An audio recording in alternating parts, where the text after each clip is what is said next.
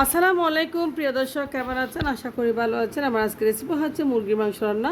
তো এভাবে মুরগির মাংস রান্না করলে সবাই পছন্দ করবে, ছোটো বড় সবাই খুব খেতে পছন্দ করবে সাদা ভাত পোলাওর সাথে।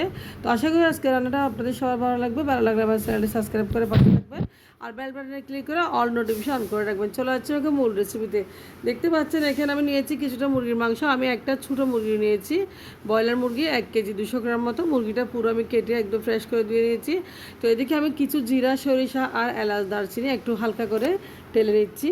তো টেলে নিয়ে আমি এটা ভেজে গুঁড়ো করে রান্না করব মাংসটা আজকে। তো দেখতে পাচ্ছেন আজকে খালা আসছে, খালা দিয়ে আমি গুঁড়ো করে নিচ্ছি। আর আদা রসুন পেঁয়াজটাও বেটে নিচ্ছি। দেখতে পাচ্ছেন আদা রসুন পেঁয়াজটাও বেটে নিয়েছি। তো এভাবে মুরগির মাংস রান্না করলে আসলে সবারই পছন্দ। তো চলে আছে মূল রেসিপি। দেখতে পাচ্ছেন এখানে চুলায় চলে আসলাম, চুলায় একটা কড়াই বসে দিলাম। তো কড়াইতে তেল গরম করে আমি পেঁয়াজ রসুন আদা বাটা দিয়েছি একসাথে। দেখতে পাচ্ছেন আমি একসাথে বাটায় বেটে নিয়েছি। তো এরপর যে ভালোভাবে আমি তেলের মধ্যে কষাই নিব। আদা রসুন পেঁয়াজ বাটাটা একটু ভালোভাবে কষাই নেব, যাতে পেঁয়াজ আদা রসুনের একটা গন্ধ যে আছে, গন্ধটা যেন চলে যায়। তো একটু ফ্রাই করে নিচ্ছি। দেখতে পাচ্ছেন এরপর যে ফ্রাই করা হয়ে গেছে, আমি একটা তেজপাতা দিয়েছি 1 টেবিল চামচ মতো হলুদ। আমি 1 টেবিল চামচ হলুদটা ব্যবহার করেছি এখানে। তো হলুদটা একটু তেলের সাথে ভেজে নিচ্ছি। হলুদের হচ্ছে গ্রান থাকে, গ্রানটা হাতে মশলার সাথে মিশে যায়, খুবই ভালো লাগে। এরপর যদি ইচ্ছা আমি এখানে লাল মরিচের গুঁড়ো 1.5 টেবিল চামচ পরিমাণ মতো লাল মরিচের গুঁড়ো দিয়ে আমি টমেটো সস দিয়েছি 3 টেবিল চামচ পরিমাণ মতো। এই টমেটো সসের সাথে আমি কাঁচা মরিচও বেটে নিয়েছি। এটা অলরেডি আমার ভিডিও দেওয়া আছে আমার চ্যানেলে। তো সসটা পুরোটা আমি বাসায় বানিয়েছি। এরপর যদি ইচ্ছা আমি এখানে কিছুটা গরম মশলার গুঁড়া,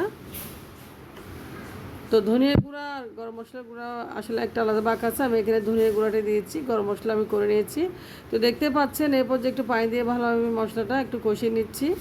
তো এরপর যদি ইচ্ছা আমি লবণ পরিমাণ মতো, যে যতটুকু লবণ খাবেন একটু লবণ দিয়ে দেবেন। লবণ দিয়ে মুরগি মশলাগুলো একটু কষিয়ে নিয়েছি। এরপর যে দেখতে পাচ্ছেন তো মশলাগুলো কষানো হয়েছে। এরপর যে আমি যে কয়টা আলু দিয়েছি মাংসে আর মুরগিটা ভালোভাবে দিয়ে আমি চুলায় দিয়েছি। দেখতে পাচ্ছেন আমি মশলার সাথে মিক্স করে নিচ্ছি।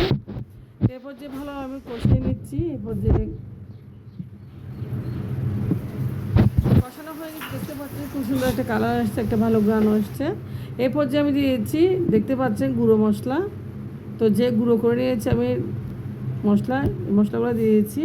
তো এই মশলাগুলোর কারণে আসলে মাংসটা খুবই মজা হবে, একটা ভালো গ্রান চলে আসছে মাশাআল্লাহ। আমি এখানে সরিষা, জিরা আর আপনারা দেখতে পেয়েছেন কিছু পাঁচফোড়ন দিয়েছি। আর এখন মাংসগুলো কষানো হয়ে যাচ্ছে আলহামদুলিল্লাহ, দেখতে পাচ্ছেন। তো ভালোভাবে কষিয়ে নিয়েছি। ভালোভাবে কষানোর পর আমি একটু পানি দিয়েছি। এরপর দিয়ে দিয়েছি ধনিয়া পাতা, দেখতে পাচ্ছেন। তো যেহেতু ব্রয়লার মাংস খুব সহজে হয়ে যায়, মাংসটা আসলে হয়ে গেছে, আলুও সিদ্ধ হয়ে গেছে মাশাআল্লাহ। এখন আমি চুলা থেকে নামিয়ে সার্ভ করে নেব। তো আমি এখন খাবো, দুটো ভাত খাবো। দেখতে পাচ্ছেন আমি ভাত খাবো এখন। মাংসটা কত ভালো একটা কালার আসছে মাশাআল্লাহ, খুব ভালো গ্রান আসছে মশলার কারণে। তো এইভাবে আপনারা চটপট মুরগির মাংস রান্না করবেন। এভাবে রান্না করলে সবাই পছন্দ করবে আশা করি, ছোটো বড় সবাই। তো সাদা ভাতের সাথে মুরগির মাংসটার সাথে খুবই ভালো লাগে। একটু ঝাল হয়েছে, আমি একটু ঝাল করেছি। তো আপনারা আমার জন্য দোয়া করবেন, ভালো থাকবেন। আপনারা এভাবে মাংস রান্না করবেন, যারা ব্যাচেলার তারা একবার ট্রাই করবেন। আল্লাহ হাফেজ, আসসালামু আলাইকুম।